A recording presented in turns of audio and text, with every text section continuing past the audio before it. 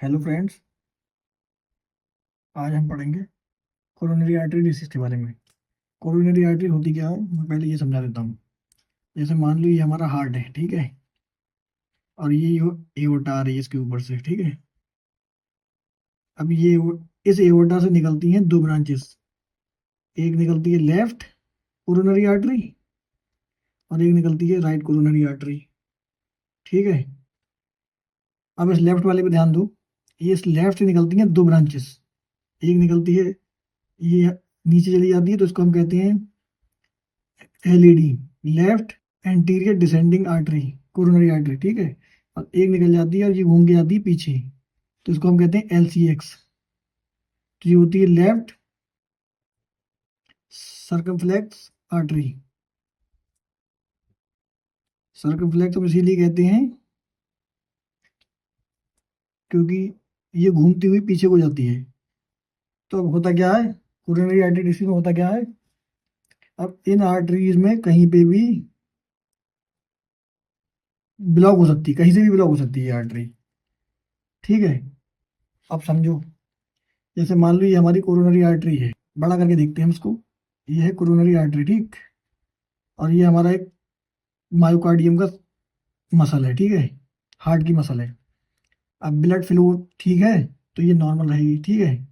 अब मायोकार्डियम में, जैसे ये मायोकार्डियम के सेल हैं, ये इस मसल के सेल्स हैं बड़े, ठीक, बड़े करके दिखा रहे हैं। और इसमें भरा हुआ होता है ट्रोपोनिन।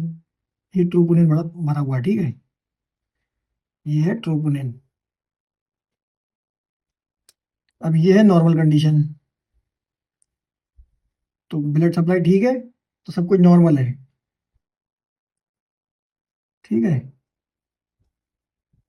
अब अब मान लो ये कोरोनरी आर्टरी थोड़ी सी ब्लॉक हो गई, इसमें प्लग बन गया, ठीक है।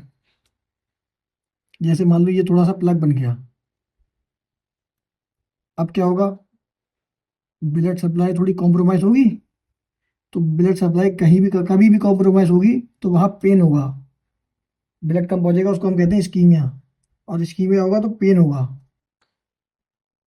ये मायोकार्डियम अब भी इंटैक्ट है, मायोकार्डियम अभी डैमेज नहीं हुए हैं, तो ट्रोपोनिन अभी अंदर ही रहेगा, ठीक है। लेकिन इस्कीमिया हो गया इसमें, ठीक है। तो इसमें होगा क्या, इसमें मिलेगा हमें चेस्ट पेन, दर्द मिलेगा हमें, ठीक है। इसमें होता है इस्कीमिया। अब एक कंडीशन और है, इसी को आगे की कंडीशन जो बढ़ जाती है, ये क्लॉट मान लो बढ़ गया, ठीक है। अब इसने क्या करा, कोरोनरी आर्टरी का ब्लड को बिल्कुल ना के बराबर कर दिया। अब ये क्या हुआ, बिल्कुल ब्लड जब बहुत ज़्यादा कम हो गया तो यहाँ पे इन्फार्क्ट हो गया, इन्फार्क्ट बन गया, क्योंकि यहाँ पे सेल डेड कर गई। तो इसको हम कहते हैं इन्फाक्शन। अब इसमें सेल रप्चर कर गए तो ट्रोपोनिन बाहर आ गया, ठीक है। ये जो ट्रोपोनिन था ये बाहर आ गया ब्लड में, इससे लीक होके ब्लड में आ गया, तो इसे हम कहते हैं इन्फाक्शन, ठीक है। तो अब जैसे मान लो ये चेस्ट पेन नॉर्मल में तो हमें मिलेगा नहीं, ठीक है, ना ट्रोपोनिन आई मिलेगा, नहीं मिलेगा ना, ठीक है। लेकिन इसमें क्या है, इसमें चेस्ट पेन मिलेगा, लेकिन ट्रोपोनिन आई नॉर्मली होगा, नहीं मिलेगा। और इसमें पेन भी मिलेगा और ट्रोपोनिन आई भी बढ़ा हुआ मिलेगा ब्लड में, ठीक है। अब इसी इन्फेक्शन को ये देखना है कि ये S T elevation M I है या नॉन एस टी एम आई। तो हम उसकी ईसीजी करेंगे, ईसीजी से पता लगा लेंगे कि ये S T elevation M I है कि नॉन एस टी एलिवेशन, ठीक है। S T elevation M I या ये N S T E M I, ये हम इसलिए डिफरेंशिएट करते हैं क्योंकि हमें इसके ट्रीटमेंट को अलग तरीके से ट्रीट करना पड़ता है, इसलिए हमें इसको डिफरेंशिएट करना पड़ता है कि ये एस टी एलिवेशन है कि non S T elevation M I है, ताकि। अब आइए हम इसके रिस्क फैक्टर के बारे में पढ़ लेते हैं, क्या क्या रिस्क फैक्टर है इसकी। इसके रिस्क फैक्टर्स के बारे में पढ़ते हैं। इसके रिस्क फैक्टर दो टाइप के हैं, नॉन मॉडिफाइबल और मॉडिफाइबल। ठीक है, नॉन मॉडिफाइबल मतलब जो हम बदल नहीं सकते, और मॉडिफाइबल मतलब जो हम बदल सकते हैं। ठीक है, तो ये दो तरीके के होते हैं। जैसे कि एज, आदमी बूढ़ा होता है तो उसमें सीएडी के चांसेस बहुत ज़्यादा बढ़ जाते हैं, तो ये हम एज तो अब रोक नहीं सकते किसी के बढ़ने से। और ये मेल्स में ज़्यादा होता है, तो अब किसी को आदमी को हम चेंज करके औरत थोड़ी ना कर सकते हैं।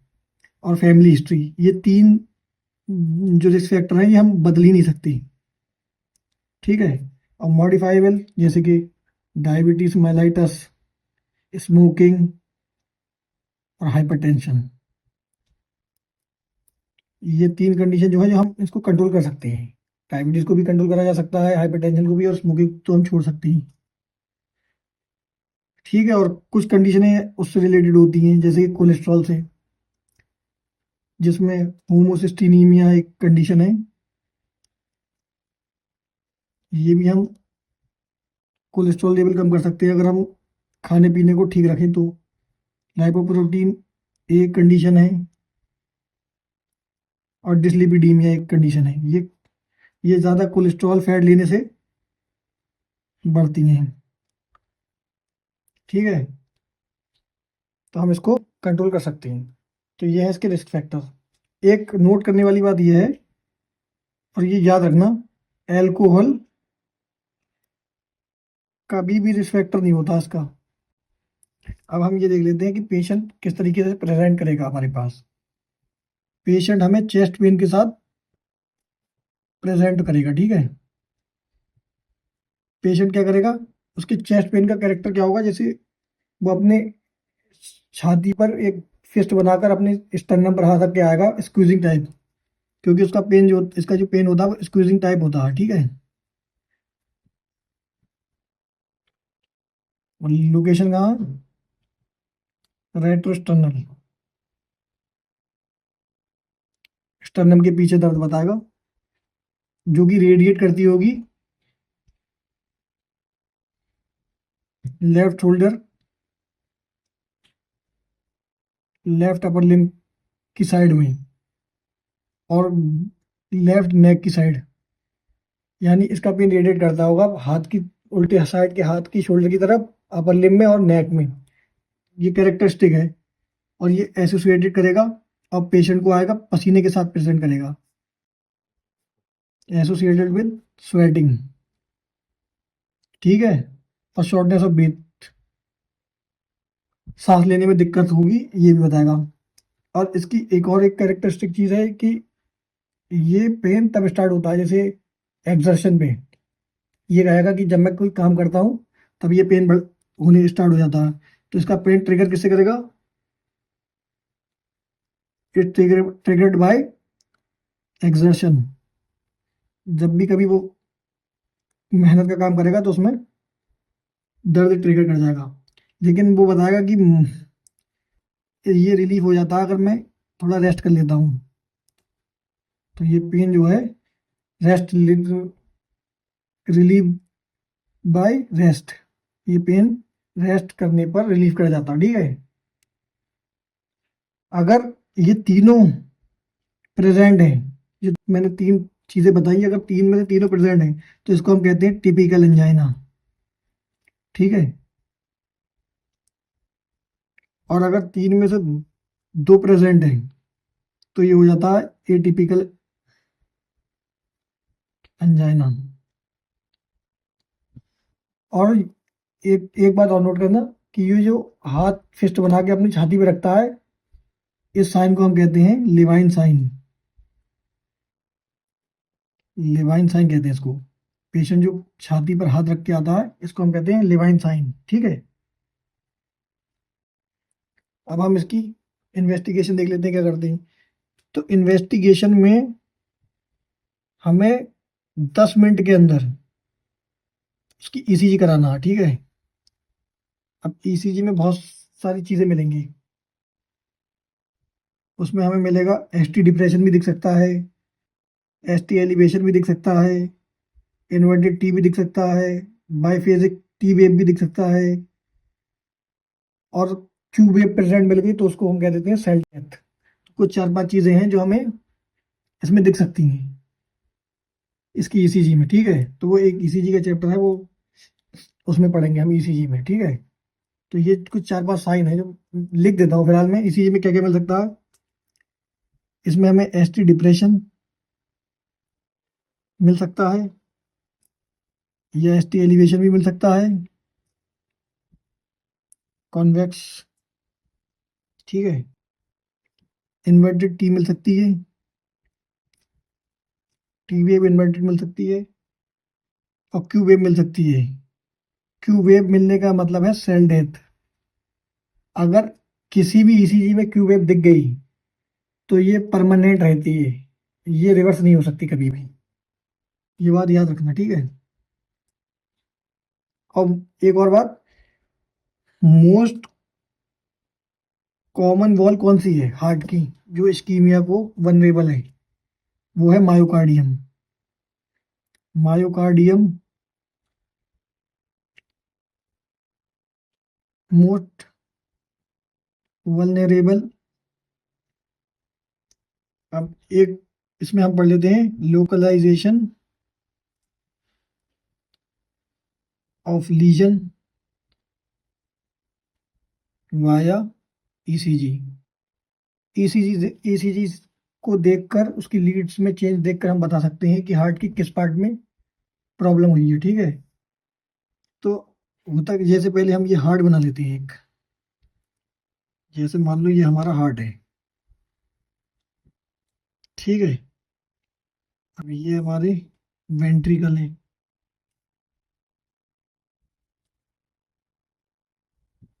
ठीक है।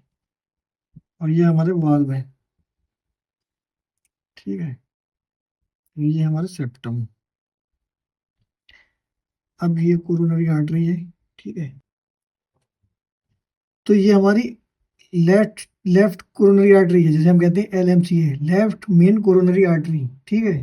तो ये दो को सप्लाई कर रही थी नहीं कर रही थी, एक तो कर रही थी ये लेफ्ट एंटीरियर डिसेंडिंग, ठीक है।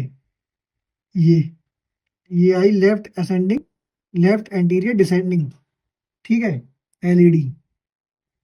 और एक ऐसे घूमते हुए पीछे को जा रही थी, इसको कह रहे थे हम लेफ्ट सर्कमफ्लेक्स आर्टरी, एलसीएक्स, ठीक है।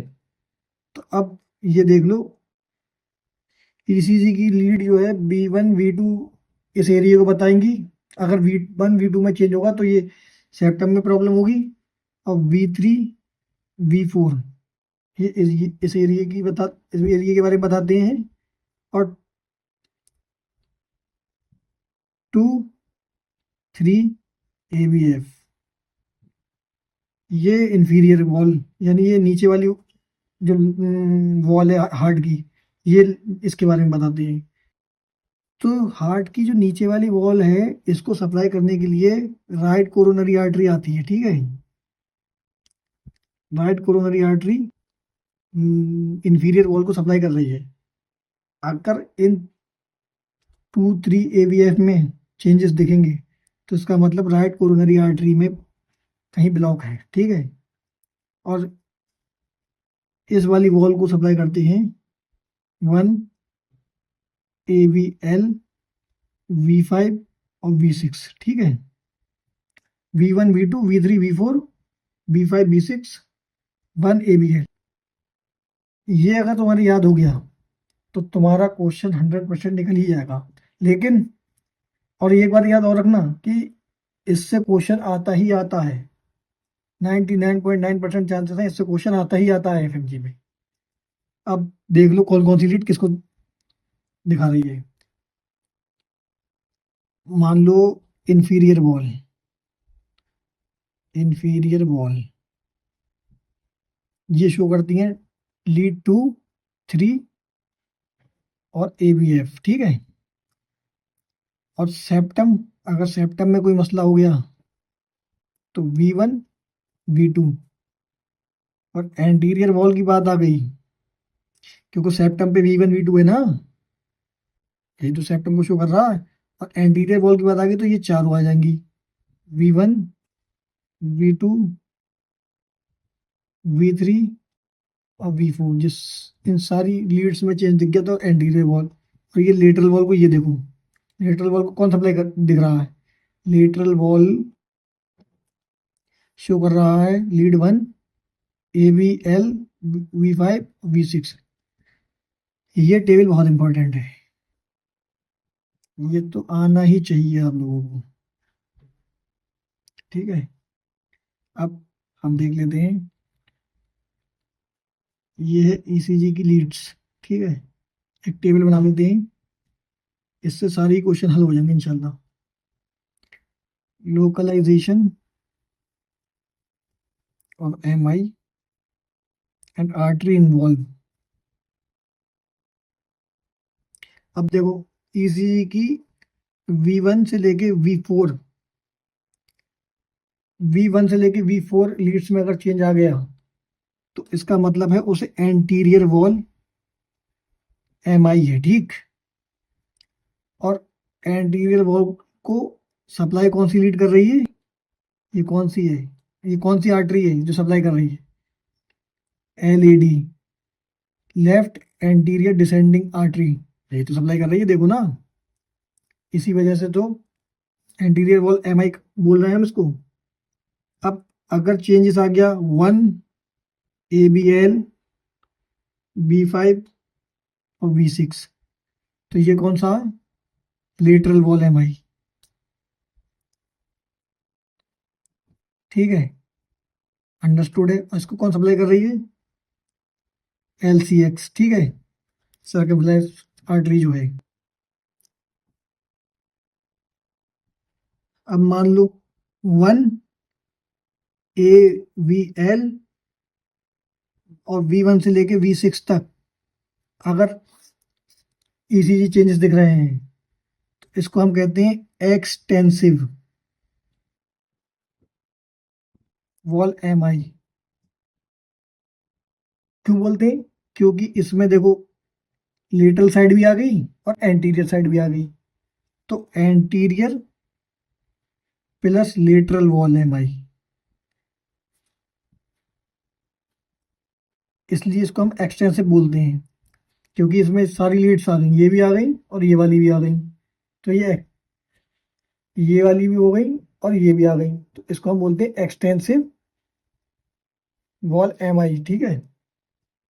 अब अब देखो 2 3 AVF में चेंजेस आ गए, तो इसको हो गया इंफीरियर वॉल MI, और इसको सप्लाई करते हैं राइट कोरोनरी आर्टरी।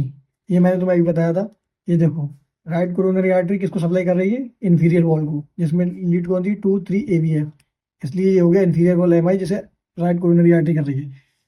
और मैं ये बताना भूल गया, ये वाली बात, इसको कौन सप्लाई कर रहा है, इसको सप्लाई कर रही है लेफ्ट मेन कोरोनरी आर्टरी। कैसे, देखो अगर ये यहाँ ब्लॉक हो गई तो इधर की सप्लाई और इधर की सप्लाई कॉम्प्रोमाइज हो जाएगी, तो ये इधर की वॉल भी दिक्कत करेंगी, इधर की वॉल भी दिक्कत करेंगी, इस वजह से इसको हम कहते हैं एक्सटेंसिव वॉल MI। तो इसकी मेन कोरोनरी आर्टरी ब्लॉक होती है, इस वजह से इसको हम एक्सटेंसिव बोलते हैं, ठीक है, सिंपल है। अब V1 और V2 इसमें दिक्कत होगी तो जाहिर सी बात है सेप्टल MI, क्योंकि सेप्टम के पास ये V1 V2 सेप्टम को सपोर्ट कर रही थी, ठीक है। इसमें भी दिक्कत किस में होगी, LAD, क्योंकि सेप्टम को कौन सप्लाई कर रही है, ये देखो LAD सप्लाई कर रही है, नहीं कर रही सेप्टम को, इसलिए सेप्टम। और 1 और ABL, अब ये 1 ABL किस साइड में, देखो ये 1 है और ABL है, तो ये कौन सा हुआ, ये हुआ high lateral wall MI, high lateral wall MI। Supply कौन कर रहा है, LCX, लेफ्ट सर्कमफ्लेक्स आर्टरी, ठीक है। अब देखो मोटी मोटी बात यह है कि ये टेबल है, ये याद करना है और बहुत आसान है अगर इसको समझ लिया। LMCA एओर्टा से निकल रही है, दो को सप्लाई कर रही है, LAD और LCX।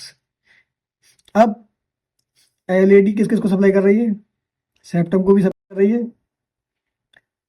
सेप्टम को सप्लाई कर रही है ना एलईडी पूरे, और एलसीएक्स लेटरल वॉल को, ठीक है। और राइट कोरोनरी आर्टरी जो निकली है वो कर रही है इंफीरियर वॉल को, ठीक है। ये चीज़ें याद हो गई तो बहुत आसान है। अब ईसीजी के V1 V2 सेप्टम के लिए होते हैं, V3 V4 ये सामने की साइड एंटीरियर वॉल के लिए प्रेजेंट करते हैं। तो ये सब मिला के पूरी एंटीरियर वॉल को V1 से लेके V4 तक एंटीरियर कंप्लीट एंटीरियर वॉल को सब शो करता है, ठीक है। अब बचा B5 B6 ये लेटरल वॉल में लगते हैं, और 1 ABL ये पूरा बना के एक लेटरल वॉल को सप्लाई करते हैं। और लेटरल वॉल को कौन सप्लाई कर रही है? LCX। तो ये अगर इन लीडों में चेंज हुआ 1 ABL V5 V6 में, तो लेटरल वॉल में दिक्कत होगी, ठीक है। और अगर राइट कोरोनरी आर्टरी में कहीं ब्लॉक हुआ तो दिक्कत होगी इंफीरियर वॉल MI 2-3 ABF में, ठीक है। अगर ये बात तुम्हारे समझ में आ गई तो समझ लो तुम्हारा काम हो गया। 99.9% इससे क्वेश्चन गिरेगा, तो इसको बहुत अच्छे से समझ लेना और खुद बना के प्रैक्टिस करना, ठीक है। अब हम पढ़ लेते हैं कार्डियक मार्कर के बारे में। कार्डियक मार्कर, अब इसमें कौन कौन से मार्कर्स होती हैं? एक होता है HFBP heart fatty acid binding protein, ठीक है। एक होता है मायोग्लोबिन, ट्रोपोनिन आई, ट्रोपोनिन टी, और एक होता है क्वांटिटेटिव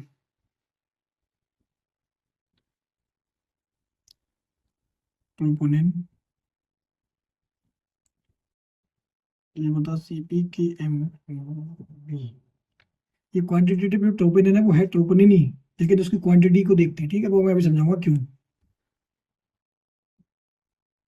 और होता है CRP सी रिएक्टिव प्रोटीन, और SGOT, और एक और होता है LDH।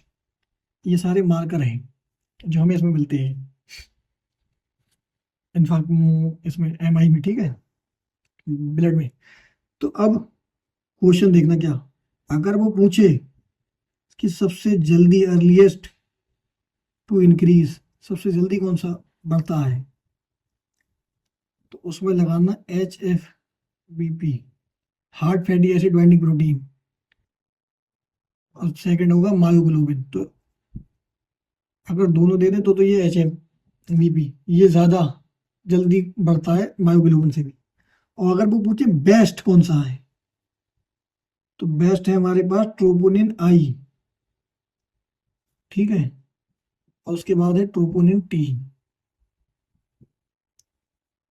ठीक। और अगर वो पूछे कि री इन्फेक्शन के लिए मार्कर कौन सा है, री इन्फेक्शन के लिए मार्कर पूछे तो इसमें होता है क्वांटिटेटिव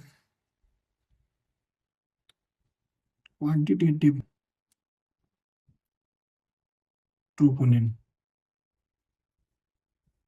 ठीक है। तो ये इसकी ट्रोपोनिन की क्वांटिटी चेक करते हैं, अगर अब वो कि कितनी ज़्यादा है, तो इसलिए इसको कहते हैं क्वांटिटेटिव ट्रोपोनिन। और उसके बाद होता CPKM, ठीक है।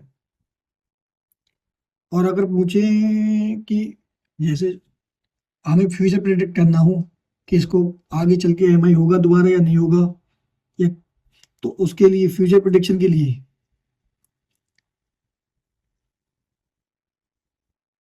हमें CRP करते हैं, सी रिएक्टिव प्रोटीन को चेक करते हैं, जो कि हाईली सेंसिटिव है, ठीक है, फ्यूचर प्रेडिक्शन के लिए, ठीक है। ये चीज़ें हैं। और एक बात और याद रखना, LDH नॉर्मली तो बॉडी में LDH 2 ज़्यादा होता है LDH 1 से, ठीक है। LDH2 ज़्यादा होता है LDH1 से नॉर्मली, लेकिन अगर किसी को MI है तो LDH1 ज़्यादा मिलेगा LDH2 से। ठीक है, ये याद रखना, घबला मत करना इसमें कुछ। LDH2 नॉर्मली ज़्यादा होता है ब्लड में, और जब किसी को MI हो जाएगा तो LDH1 LDH2 से ज़्यादा मिलेगा। इसको हम बोलते हैं LDH फिलिप। फिलिप कर गया ना LDH, आसान है ना। और SGOT भी बड़ा हुआ मिलता है, ये सपोर्टिव है। और CT, अब CT स्कैन करा सकते हैं हम इसका। पेशेंट का CT स्कैन कराएंगे तो हमें क्या मिलेगी? Dystrophic calcification. अब जाहिर सी बात है, ये MI किसकी वजह से हुआ? एथेरोस्क्लेरोसिस प्लग की वजह से तो हुआ था। तो कैल्सिफिकेशन होगी किसी आर्टरी में, तो CT में हमें क्या देखने को मिलेगा? तो अब CT में हमें मिलेगा वाइट वाइट सा पॉट प्लग दिखेगा उस आर्टरी में। तो हम देखेंगे और कराएंगे कौन सा CT? नॉन कॉन्ट्रास्ट CT कराएंगे, ठीक है, NCCT। ये होगा हमारा CT स्कैन। अब एक बात और नोट कर लो, क्वेश्चन अगर वो पूछे मोस्ट कॉमन आर्टरी कौन सी है जो एथेरोस्क्लेरोसिस एथेरोस्क्लेरोसिस करती हो, तो वो है एब्डोमिनल एओर्टा। ठीक है, अगर मोस्ट कॉमन आर्टरी पूछे, ठीक है। अगर पूछे मोस्ट कॉमन कोरोनरी आर्टरी पूछे अगर, ठीक है, ये बात याद रखना, कोरोनरी आर्टरी पूछे। अगर ओवरऑल आर्टरी पूछे तो वो है एब्डोमिनल एओर्टा, और अगर कोरोनरी हार्ट की आर्टरी पूछे तो वो है left anterior descending artery, LAD। याद रखना ये बात, अगर मोस्ट कॉमन आर्टरी ओवरऑल पूछे तो एब्डोमिनल एओर्टा है, और अगर पूछे मोस्ट कॉमन कोरोनरी आर्टरी पूछे तो लेफ्ट एंटीरियर डिसेंडिंग आर्टरी। ठीक है, ये बात हमेशा से याद रखना, प्लीज प्लीज प्लीज। अब एक टेस्ट हम कराते हैं 2D इको। 2D इको हम इसलिए कराते हैं, हम कराते हैं 2D इको। अब 2D इको से हम क्या चेक करते हैं? 2D इको से हम लेफ्ट वेंट्रिकल की वॉल की वाइबिलिटी चेक करते हैं। ये देखते हैं कि वो कॉन्ट्रैक्शन कैसा दिखा रही है। जैसे ये मान लो हमारा लेफ्ट वेंट्रिकल है और ये उसकी वॉल है, ठीक है।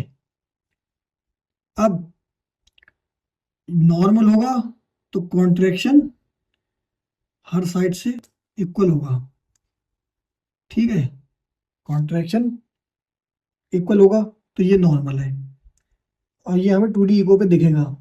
अब अगर मान लो कि हमने 2D इको कराया लेफ्ट वेंट्रिकल का, और मान लो कि कॉन्ट्रैक्शन हमें दिख रहा है, और वॉल के कुछ पार्ट में ये, जैसे मान लो इस पार्ट में दिक्कत है, तो ये 3 पार्ट कॉन्ट्रैक्ट कर रहे हैं और ये वाला पार्ट कॉन्ट्रैक्ट नहीं कर रहा है, तो इसका मतलब इसमें कोई एबनॉर्मेलिटी है। तो इसको हम बोलते हैं RWMA, regional wall motion abnormality. ठीक है, अब हम ये चेक करेंगे कि ये जो वॉल कॉन्टैक्ट नहीं कर रही है, ये जिंदा है या ये डेड कर गई है। तो उसे करने के लिए हम क्या करेंगे? Check for वाइएबिलिटी।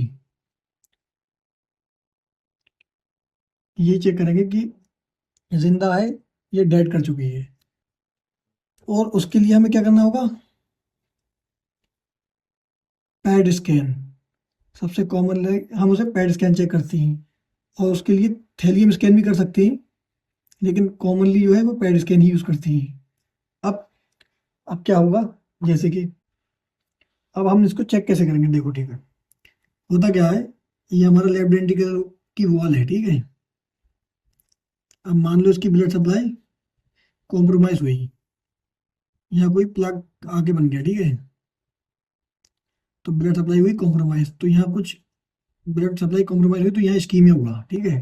अब हम क्या करेंगे, तो ये हुई रीजनल वॉल मोशन एबनॉर्मेलिटी, ठीक है। तो अब क्या करा हमने, हमने करा पेट स्कैन करा, जिससे पता लगाना था हमें, पता लगा लिया कि ये जिंदा है, यानी ये वॉल अभी डेड नहीं हुई है, जिंदा है। तो होगा क्या, जैसे ही हम इसकी ब्लड सप्लाई को नॉर्मल कर देंगे, यानी ये प्लग निकाल के हम रीवस्कुलराइजेशन करेंगे, तो होगा क्या, ये दोबारा से ठीक हो जाएगी, हर तरफ से कॉन्ट्रैक्शन बराबर करेगी, ठीक है। तो ये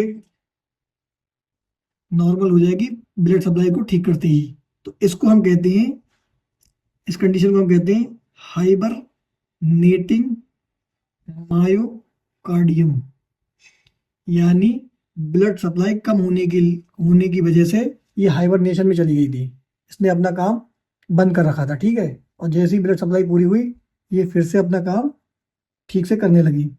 अब दूसरी कंडीशन ले लो, मान लो कि अगर ब्लड सप्लाई कॉम्प्रोमाइज हुई और ये डेड कर चुकी है, जैसे मानो, तो ये डेड है या अलाइव है, ये तो हमें उससे उससे ही पता चलेगा पेट स्कैन से, ठीक है।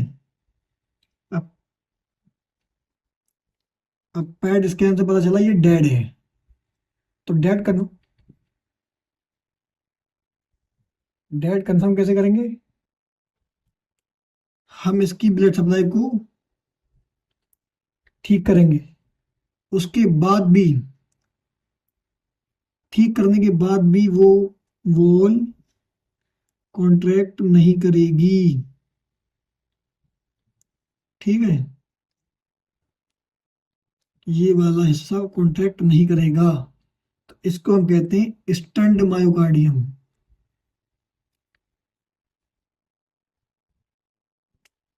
ये हो गई स्टंट मायोकार्डियम, ठीक है। इस तरीके से हम, और इसका कोई ट्रीटमेंट भी नहीं है, ये अगर एक बार डेड कर गई तो इसको हम दोबारा ठीक नहीं कर सकते, तो ये कभी भी सही नहीं होगी। तो ये है इसकी कंडीशन, हाइबरनेटिंग मायोकार्डियम और स्टंट मायोकार्डियम, ये डिफरेंस है, ठीक है। और ये पता कैसे चलेगा, 2D इको से। तो आपके लिए, इस वीडियो के लिए बस इतना ही। आगे अगर आप चाहते हैं कि मैं और एक्सप्लेन करूँ, तो please follow, like, subscribe my channel and share with your friends. तब तक के लिए अल्लाह हाफिज़।